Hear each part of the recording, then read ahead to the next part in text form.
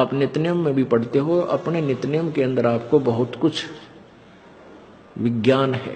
विज्ञान माने तत्व ज्ञान है, विशेष ज्ञान है। और इस ज्ञान को आप केवल एक रूटीन में पढ़ लेते हो कि हमने ये एक पढ़ना है, प्रतिदिन नित्यनियम करना ही करना है, लेकिन एक व्यवस्था बनाकर नहीं इसको प्रतिदिन करना चाहिए। जितनी देर भी इसको सुनो, किसी भी पार्ट को, इसके नित्यनियम का जितना भी बुद्धि मन निश्चल हो तेरा आपका, तो ये विचार करे कि इसमें क्या बोला है मालिक ने अपनी वाणी में, क्या आदेश है तेरे लिए। क्योंकि आप पौन घंटा नित्यनेम करते हो, इसमें ज्यादा से ज्यादा आपका मन 20% इस नित्यनेम के अंदर आप 20% ही सुन पाते हो। उस 20% को भी यदि आप विचार करो डेली कि इसमें क्या आदेश है मालिक का, और फिर अपने जीवन को सारा दिन, उस दिन को ऐसे ही सुचारू रखो। क्योंकि आपको घर से निकलने से पहले ये पढ़ा इसलिए जाता है कि आपके साथ रास्ते में कोई निकम्मा भी टकराओगा, कोई गाली देने वाला भी मिलेगा, कोई गुंडा भी बोलेगा, कितना कोई आंट भी लावेगा। तो उनके साथ आपने कैसे व्यवहार करना है। आवत गाड़ी एक है, उल्टा हो अनेक, और कह कबीर ना उलटियो वा रहे एक की एक। इसको पढ़ना नहीं है। मान ले कोई गुंडा बोला है, गलत बोलता है, गाली देता है,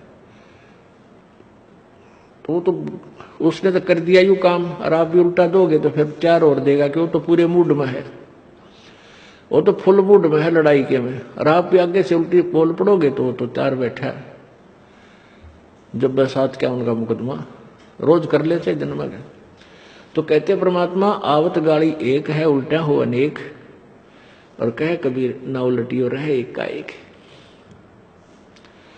और देख आगे कितनी प्यारी बात कही है, गाली ही से उपजे कलह, कष्ट और मौत, मृत्यु तक तो पहुंच जाती है एक छोटी सी गाली।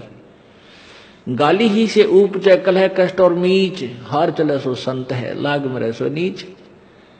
हम भगत भी हैं, और दूसरा में बुंडा अच्छा बोल रहा है, और उसने मान ले कुछ किस कह दिया, हमने उसका 2 दराग धर दिए, उल्टे भी बोल दिए, फिर वो मारण पर उतारू हो गए, फिर हमने उठोक दिया।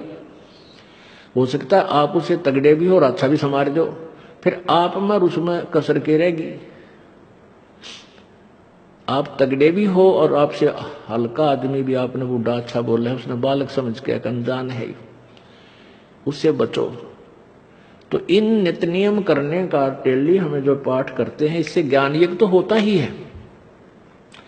ज्ञान यज्ञ के साथ हमने समाधान भी इसका साथ पैरेलल करना पड़ेगा, तभी इसके पढ़ने का लाभ है।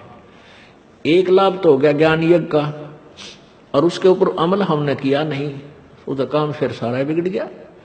तो कहते हैं ये बातें कहन सुन के नहीं भाई, ये कर पाड़न की है।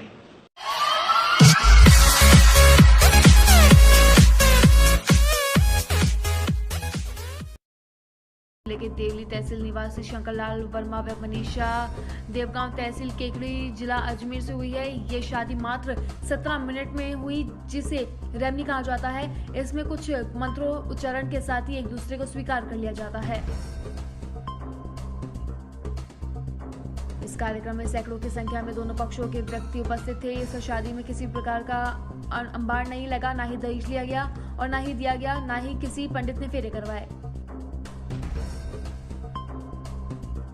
इस शादी में प्रति भोज के नाम पर केवल चाय और बिस्कुट का नाश्ता दिया गया, और तो और दूल्हा और दुल्हन साधारण लिबास के अंदर उपस्थित थे। तो वर्तमान में जहां आम आदमी की इच्छा होती है कि वह अपनी शादी धूमधाम से करे, वहीं इस तरीके की शादी समाज के लिए एक अच्छा उदाहरण है।